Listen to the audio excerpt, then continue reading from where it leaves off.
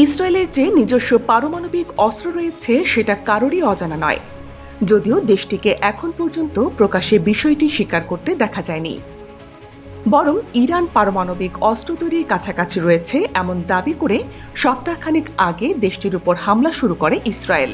জবাবে ইরানও পাল্টা ক্ষেপণাস্ত্র হামলা অব্যাহত রেখেছে। এ অবস্থায় দেশ দুটির মধ্যে সংঘাত ক্রমেই আরও বাড়তে দেখা যাচ্ছে। শান্তি ও নিরাপত্তা বিষয়ক স্পেন ভিত্তিক গবেষণা প্রতিষ্ঠান ডেলাস সেন্টার ফর পিস স্টাডিজের গবেষক ও পদার্থবিজ্ঞানী হাবিয়ের বহিগাস বিবিসিকে বলেছিলেন, মধ্যপ্রাচ্যে ইসরায়েলই একমাত্র দেশ যার হাতে পারমাণবিক অস্ত্র রয়েছে। পারমাণবিক অস্ত্রের বিষয়ে ইসরায়েলের সরকারের এই নীতিকে বলা হয় আমিমুত, যার অর্থ দাঁড়ায় ইচ্ছাকৃত অস্পষ্টতা। ইসরায়েলের পারমাণবিক কর্মসূচি বিষয়ক বিশেষজ্ঞ অধ্যাপক অ্যাবনার কোহেন যুক্তরাজ্যের হাউস অব লর্ডসের জমা দেওয়া এক প্রতিবেদনে উল্লেখ করেছেন যে ইসরায়েলের পারমাণবিক ঝুঁকি এই নীতিটি সম্ভবত তাদের সবচেয়ে স্বতন্ত্র ব্যাপার। যদিও ইসরায়েলের ইতিহাসে এই নীতি মোটেও নতুন কিছু নয়। দেশটির সাবেক প্রধানমন্ত্রী এবং প্রেসিডেন্ট শিমন পেরেজ তার আত্মজীবনীতেও বিষয়টি উল্লেখ করেছেন। তিনি বলেছেন, অস্পষ্টতার শক্তি যে কত প্রচণ্ড সেটি আমরা শিখেছি। যারা দ্বিতীয়বার হলোকস্ট করতে চেয়েছিলেন তাদের জন্য এই অস্পষ্টতা বা সন্দেহ একটি শক্তিশালী প্রতিবন্ধক হিসেবে কাজ করেছে।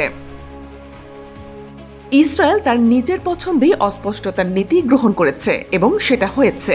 যেহেতু দেশটি পারমাণবিক অস্ত্র বিস্তার রোধ চুক্তিতে স্বাক্ষর করেনি, সে কারণে তাদের পারমাণবিক স্থাপনা পরিদর্শন করতে দেওয়ারও প্রয়োজন নেই বলে উল্লেখ করেছেন ডেলাস সেন্টার ফর পিস স্টাডিজের গবেষক জেভিয়ার বহিগাস।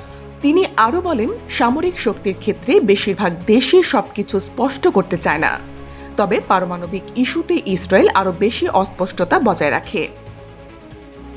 1986 সালে ভানুনও জানিয়েছিলেন যে সে সময় ইসরায়েলের কাছে আনুমানিক 100 থেকে 200টি পারমাণবিক ওয়ারহেড ছিল।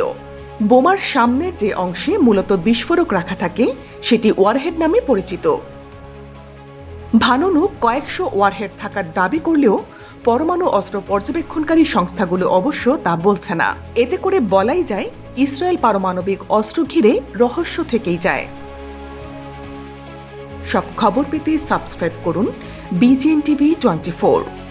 খবর যেখানে, বিশ্বস্ততা সেখানে।